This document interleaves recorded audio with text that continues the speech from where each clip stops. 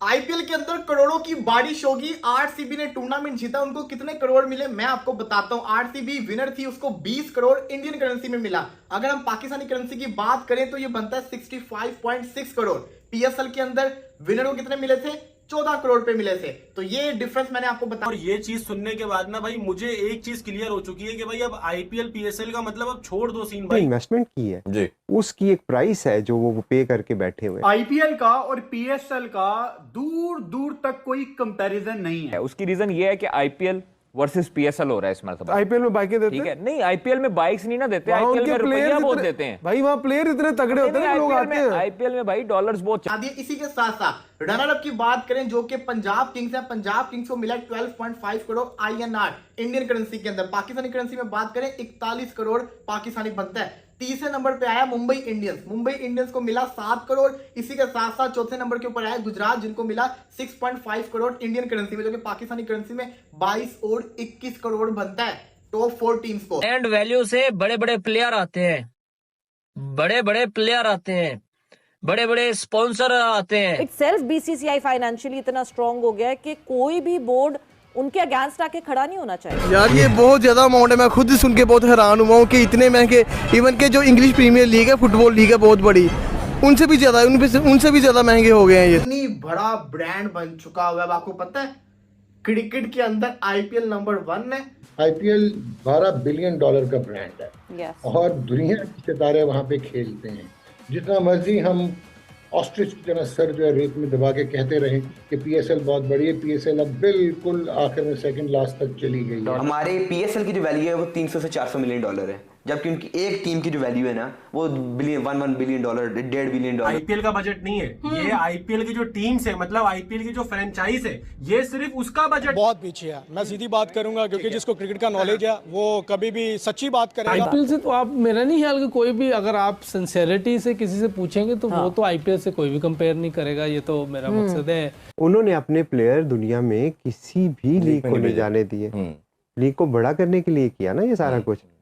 तो हम अगर SPL, APL, KPL, PPL, CPL, whatever you want to call it बनाते जाओ, आप अपनी लीग को डैमेज कर रहे हो ना। जितना मर्जी हम ऑस्ट्रिच की तरह सर जो है रेत में दबा के कहते रहे कि पीएसएल बहुत बड़ी है, पीएसएल अब बिल्कुल आखिर में सेकंड लास्ट तक चली गई है। पूरी दुनिया के अंदर ये सेकंड नंबर के ऊपर आती है। दुनिया से मुराद हर किस्म की जो लीग्स होती है स्पोर्ट्स की, फुटबॉल हो जाए, दूसरी हो जाए।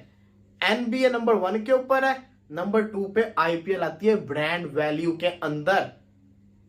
सुपर माइंड ब्लोइंग इतना पैसा है इंडियन प्रीमियर लीग के अंदर। बात करें पाकिस्तानी मीडिया क्या कह रहा है इस मैच को लेकर, तो पहले आप रिएक्शन वीडियो वॉच कीजिए।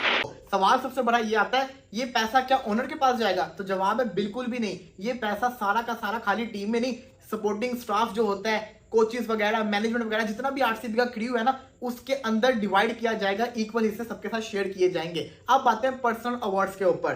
Purple cap highest wicket taker प्रसिद्ध कृष्णा थे, उनको मिले 10 लाख इंडियन करेंसी के, जो कि पाकिस्तानी 32.8 करोड़ लैक्स बनते हैं, 32,80,000 रुपए के करीब ये वाली अमाउंट बनती है। अगर बात करें ऑरेंज कैप होल्डर की, जो कि सबसे ज्यादा रन्स के ऊपर मिलती होती है, वो मिली साई सुदर्शन को गुजरात टाइटंस के। दोनों पर्पल और ऑरेंज कैप गुजरात टाइटंस के पास थी।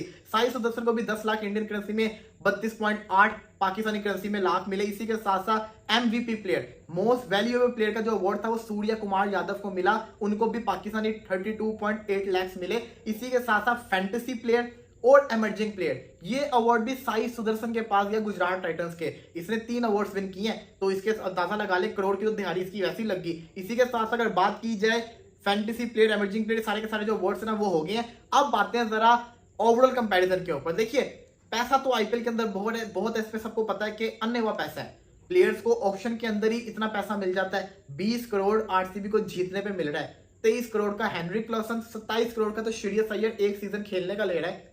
तो इससे आप अंदाजा लगा ले, पैसा बहुत है। ये पैसा मैटर नहीं करता, ट्रॉफी के लिए मैटर करती होती है। अब सीन ये देखो कि भाई अब जो लोग बात करते हैं IPL versus PSL, PSL versus IPL, तो भाई जो एक समझदार इंसान है ना, उसको सिर्फ ये चीज दिखा देना कि भाई हमारी ब्रांड वैल्यू कहाँ है और उनकी ब्रांड वैल्यू कहाँ है। मतलब ब्रांड वैल्यू का मतलब ये होता है कि स्पॉन्सर्स किसके पास ज्यादा है और डिजिटल राइट्स किसके पास ज्यादा। हम भी तो इन्वॉल्व कर सकते हैं ना, हम इस तरह का कोई क्यों कमर्शलाइज नहीं कर रहे इस चीज को।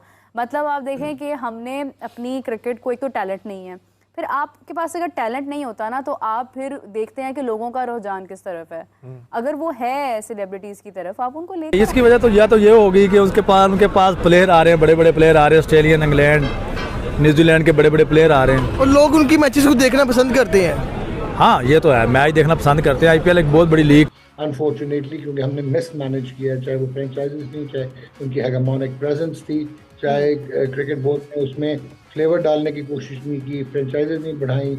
आप फ्रेंचाइजीज बढ़ाएंगे तो ब्रॉडकास्टिंग राइट जस्टिफाई होंगे ना, मैचेस ज़्यादा होंगे तो कमर्शियल मिनट्स ज़्यादा होंगे, कमर्शियल एयर टाइम ज़्यादा। ब्रांड वैल्यू उस वक्त थी 300 से 400 मिलियन डॉलर उस वक्त जी, और आज उसकी ब्रांड वैल्यू है 16 बिलियन डॉलर।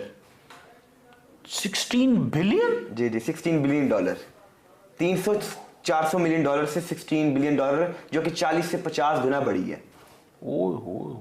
बिल्कुल, ये कोई मार्केटिंग स्किल्स तो होते हैं ना। बिल्कुल बिल्कुल किए जाते हैं, और ये उन्हीं के ऊपर आती है बात कि हमारे यहाँ पे इस तरह क्यों नहीं होते। आई गेस कंसिडरिंग कि शायद may be it's all the budget thing, और ये सारी चीज़ें प्लानिंग वगैरह हमारे यहाँ पे शायद उस तरह से नहीं की जा सकती।